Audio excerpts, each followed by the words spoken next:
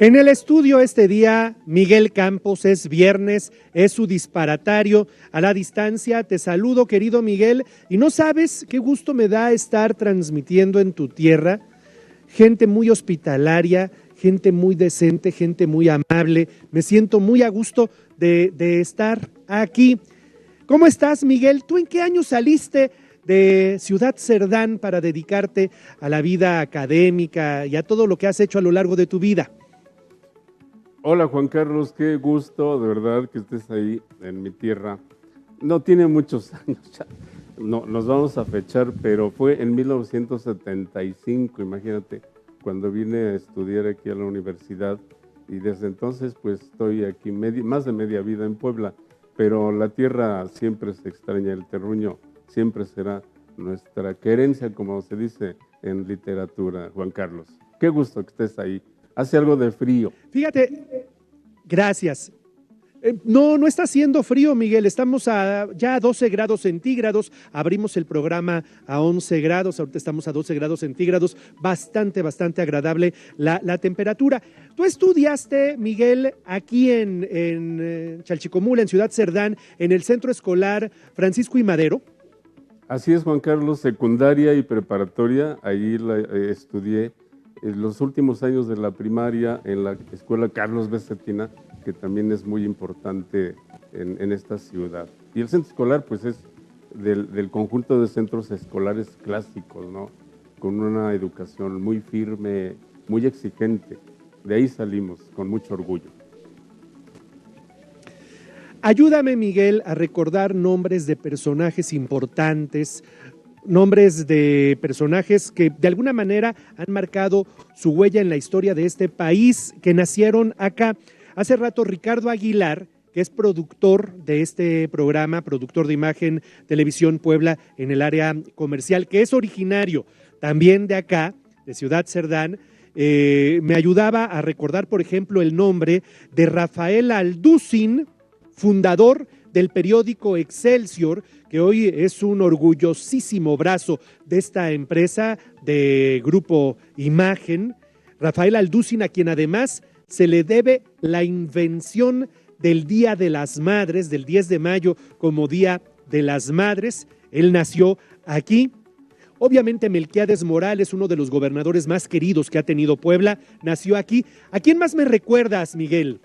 Bueno, obviamente hay que mencionar, dado el carácter de este segmento, al gran poeta sanandreseño Manuel M. Flores, un poeta romántico importantísimo que dejó obras que incluso se han musicalizado, poemas. ¿Te acuerdas de esta canción que se llama Amémonos? Pues está basada en un poema de él. Y desde Sí, claro. luego también el expresidente Gustavo Díaz Ordaz, ¿no? También egresó de ahí, salió de ahí, de Ciudad Cerdán, fue un abogado de allá y llegó a ser presidente. Hay mucho personaje importante en Ciudad Cerdán.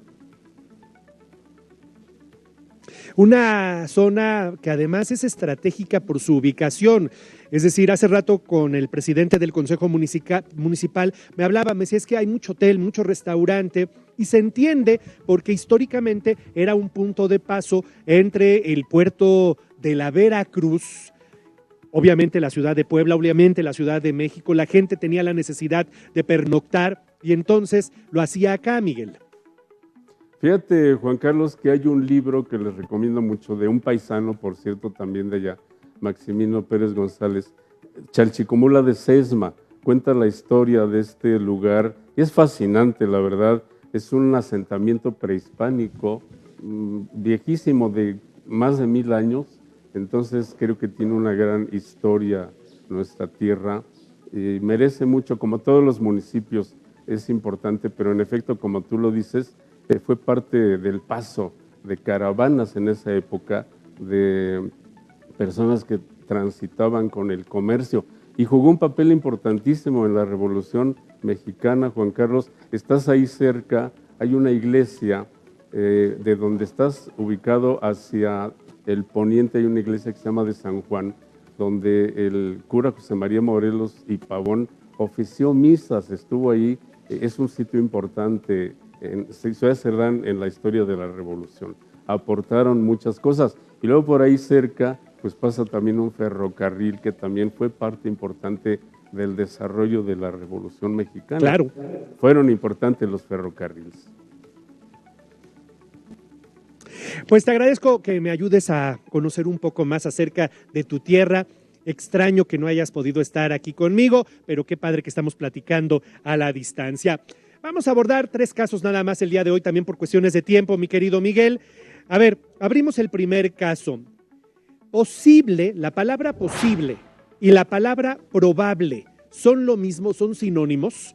Fíjate que en el idioma, como lo hemos platicado, hay muchas sutilezas, Juan Carlos. Ya alguna vez lo habíamos platicado con la palabra lívido y pálido, ¿no? Que las confunden mucho con algo blanco. Lívido es morado y pálido es efectivamente blanco.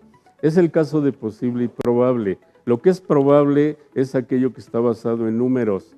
La lluvia puede caer cuando estadísticamente hace un año en este día llovió, y si hay nubes, tú puedes decir que es probable que llueva. Pero si el día está muy soleado, con mucho calor, se puede decir es posible que llueva, porque generalmente cuando hay mucho sol, llueve. Pero es la diferencia, la probabilidad está basada en números. Esta es la sutileza que tenemos que cuidar en el uso de estas dos palabras. No son sinónimas, en conclusión. Siguiente caso. Llueve y el agua se acumula. ¿Es un estancamiento o es una estancación? Hemos escuchado, seguramente tú la has oído, la palabra admiración cuando nos asombramos, pero no se dice admiramiento. También se dice miramiento, curiosamente, una consideración. Dicen, por ejemplo, no tendré miramientos, pero no se dice miraciones. Bueno, el idioma es cambiante, Juan Carlos, y esta palabra estancamiento, que es tan conocida, es la que es válida. La otra, estancación, es muy literaria, pero está un poquito en desuso. Hay que tener cuidado. Lo que recomiendo con estas palabras es que se emplee la que existe. No sé si te acuerdas de aquel sujeto que hace mucho en un partido de fútbol dijo, eso es expulsación, ¿te acuerdas? No expulsión. Cuando ya tenemos una palabra, sí, claro. ¿Para qué inventas otra? ¿No? Porque se quedó expulsación. Por ahí escuché también de alguien... ¿Y se quedó? Se quedó, Juan Carlos. Luego por ahí escuché violentación. No existe. Es violencia o violación. Ojo con eso, no se trata de inventar palabras. Si ya las tenemos, ¿para qué vamos a buscar otras que no son necesarias, ¿no? Correcto. Y el último caso del día de hoy, la palabra lagaña. Pero también hemos escuchado que hay quienes dicen legaña con E. Sí, es una palabra, como dice el diccionario de la Academia, de origen incierto, etimología incierta. Se cree que viene de lacrima en latín o incluso de la caima, que es una palabra euskera, pero lo cierto, Juan Carlos, es que es así como que indefinida. Existen las dos formas, puedes decir lagaña o legaña. La diferencia es que legaña es más académica y se usa mucho, por cierto, en España, se usa más allá. Recordemos que el diccionario de la Academia pues, sale de España, por eso muchas de esas palabras las colocan. Pero en el continente americano se usa más lagaña. De todos modos, ambas son válidas, no se preocupen, nada más que una es más académica, legaña, y la otra es un poquito más coloquial. Me quedo con la coloquial, lagaña, la otra se oye muy petulante incluso, ¿no? Gracias, Miguel. Miguel Campos, los viernes con nosotros con su disparatario. Te mando un abrazo desde tu tierra, desde Chalchicomula de Sesma.